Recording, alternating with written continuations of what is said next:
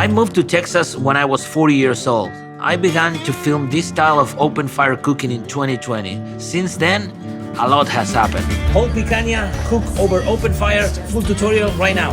Vamos! I like to think I helped to push this open fire movement forward a little bit. But this is how I always cooked. This is what I always known. It's a way of life. For me to really understand me and my story, we need to start in Argentina.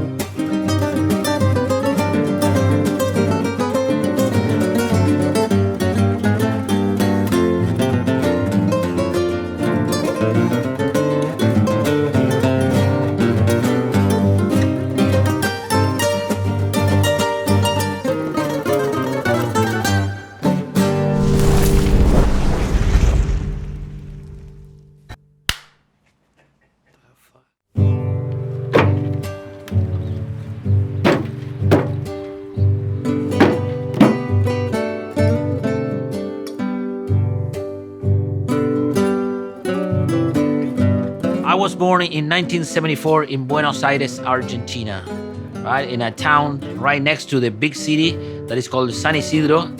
I went to an all-boys Catholic school, and my sisters went to an all-girls Catholic school.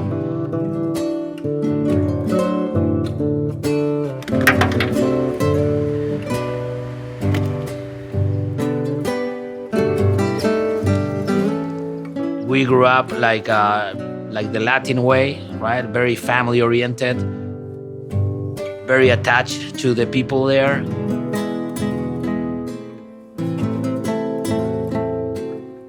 I can imagine like any other Latin America country, it's like very like tied to the family, to friends.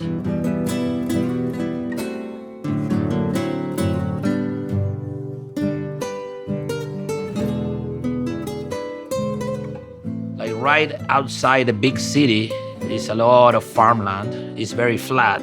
It's what they call the Pampa Húmeda, where all the ranches and mainly farming is done. A lot of cattle too. But that's right 1 hour away from the city. You're gonna be on the farmland, and that's gonna go forever. You can drive 10 hours everywhere and you're gonna see farmland, farmland, farmland. It's very fertile. The weather is beautiful. We have the 4 seasons. The crops are like 2 crops a year. So it's a very, very productive agriculture province, Buenos Aires, right? All that region of Buenos Aires.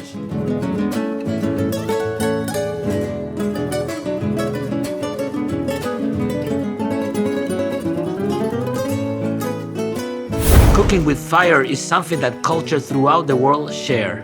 But cooking with fire in Argentina, to me, is extremely special and unique. So what makes it so special? I think it might start with the Gaucho. The Asado, good old barbecue to you and me. U.S. housewives, please note, beef is 25 cents a pound down here. You can almost smell that beef sausage cooking. Who needs a knife and fork? Not the Gaucho, who's been cutting his meat off at the teeth for years and not a scratch on him. El Gaucho es el argentino típico, no el de la ciudad, es el autóctono. Y va muy de la mano con el asado. Soy Santiago Giorgini, cocinero argentino. Hace 27 años que me dedico a la gastronomía, con una capacitación totalmente francesa.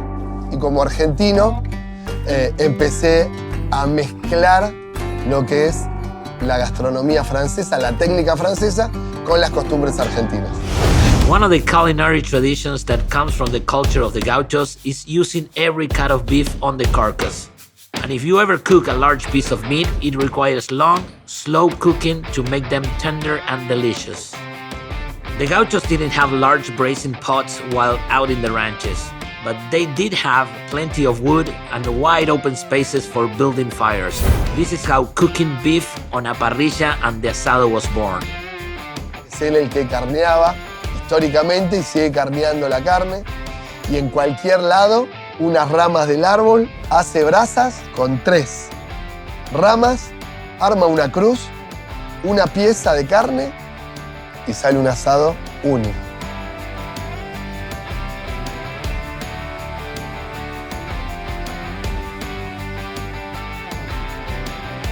El gaucho es aquel que trabaja el campo, trabaja la hacienda, hace las yerras. Las yerras son momentos en donde se generan encuentros, en donde juntan varios gauchos y encierran los novillos y hacen todo un trabajo con los novillos para luego llevarlos hasta la venta, su comercialización. Esto fue en los tiempos, fue mejorando, los procesos fueron sistematizándose. Hoy existe una red logística que es muy amplia, pero el gaucho en sí lo que representa es eso, ¿no? Es la simpleza del hombre con la naturaleza, con el animal, con la pastura. For me, the gaucho is everything that is right. So growing up, we actually study the gauchos at school. And the gauchos represent perfectly the culture in Argentina. Those are the guys that started making asado. Those are the guys that fought our independence wars. Those are the guys that built our farmlands and grew our cattle and make the country rich. And on top of that, it's a very noble person, it's a very hardworking person. So again, the gaucho is everything that is right. A tal punto que en Argentina hay diferentes dichos como te hago una gauchada. O yo voy a pedir algo y digo, ¿te puedo pedir una gauchada? O sea, te voy a pedir un favor de buena leche, de buena onda, porque el gaucho representa eso, la buena gente, la buena costumbre, el amigo. As a symbol for Argentina is something that makes us very, very proud.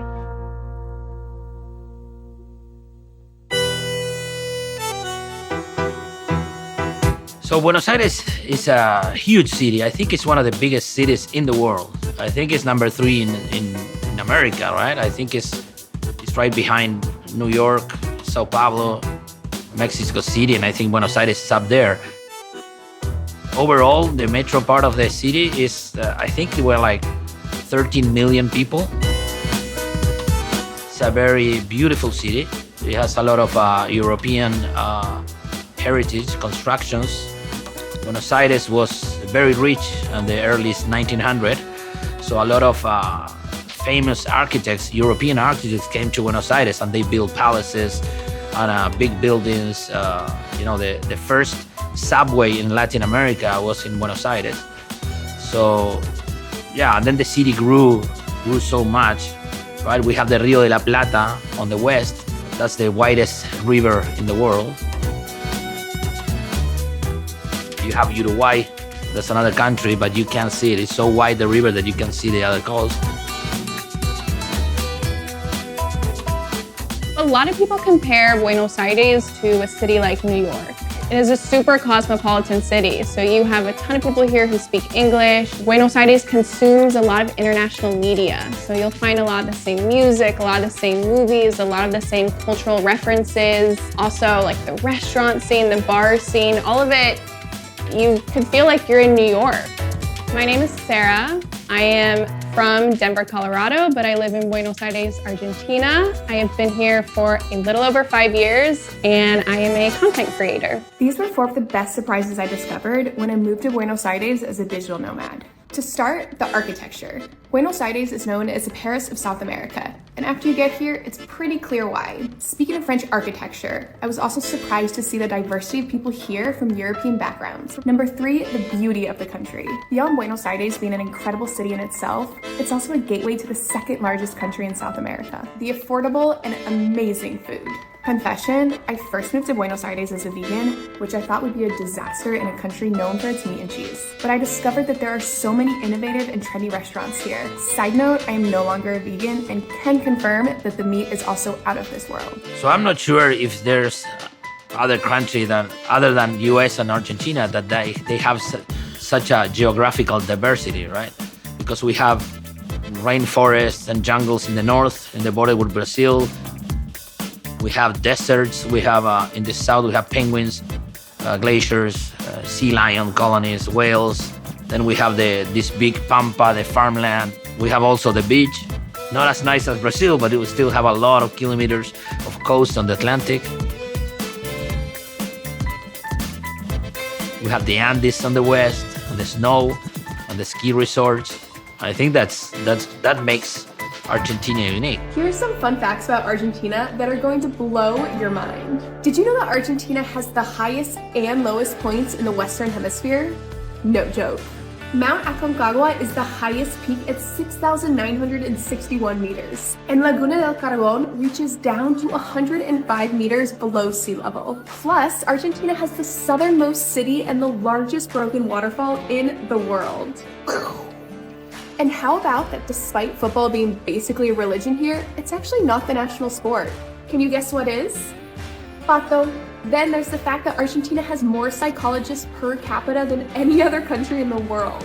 And one of my personal favorites, Argentina has more than 53 million cattle spread across the country, making it the 6th largest producer of cattle in the world. Asado. That's a lot of claims to fame. Argentina for me means a lot, right? It's like, it's asado, it's football.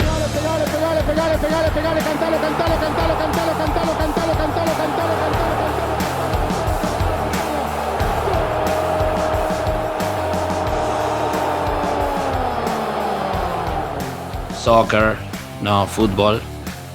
Football, right?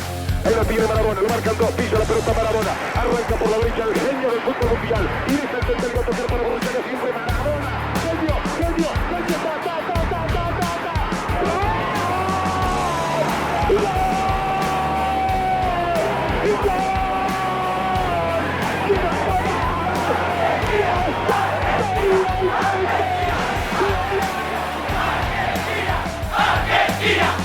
So Argentinians, we are like very special kind of people, right? I'm not saying in a good or a bad way. We are very singular. We are very passionate about everything, politics, football, you name it. We are very social.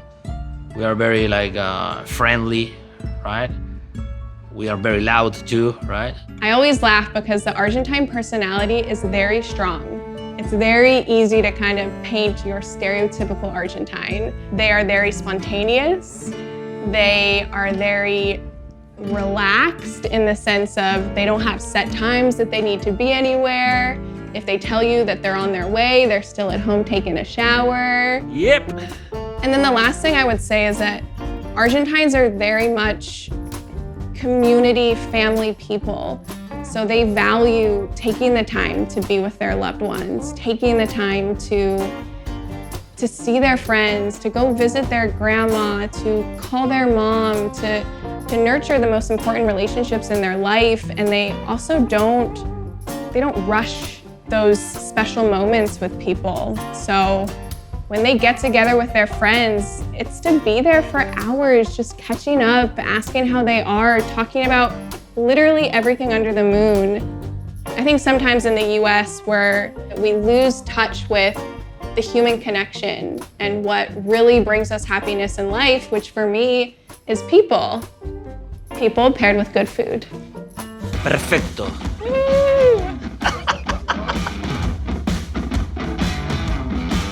On this trip, we're gonna start in Buenos Aires. We're gonna visit the big city.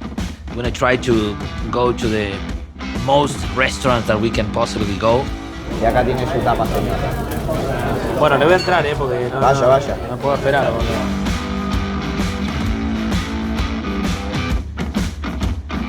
Zafa, ¿se deja?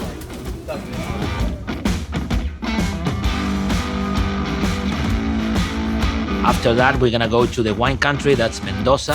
That's west from Buenos Aires, right to the Andes Mountains. And then we're gonna try the Malbec, the famous Malbec there. And again, we're gonna eat as much as we can, because different parts of Argentina, they do different parts of asado, different types of barbecue. They cook different pieces of meat and also different techniques, right? After Mendoza, we're gonna go to the north part of Patagonia, still in the mountains, in the Andes. We're gonna go to the Lake District. It's beautiful, beautiful scenery. That's one of my favorite places in the world, if not my favorite place in the world. We're gonna fly to Bariloche, and then we're gonna drive to Villa Langostura. That's actually a national park that has a little town in the middle. So we're gonna stay there, and we're gonna eat the famous Patagonian lamb. That is, again, one of my favorite dishes in the world. It's so unique and so special. El cordero patagónico es un capítulo aparte. Also, I'm gonna try to cut a trout. Probably it's one of the best sensations a human can experience. I got dinner. After that, we're gonna go deep south. Actually, the southern city in the world is called Ushuaia. That I absolutely love that city because Ushuaia has this thing that is so special for me because it has the combo of sea, mountain, and snow. And that's rare to have all that together. So that's one of my favorite places. And also the seafood is outstanding. Ernesto, querido.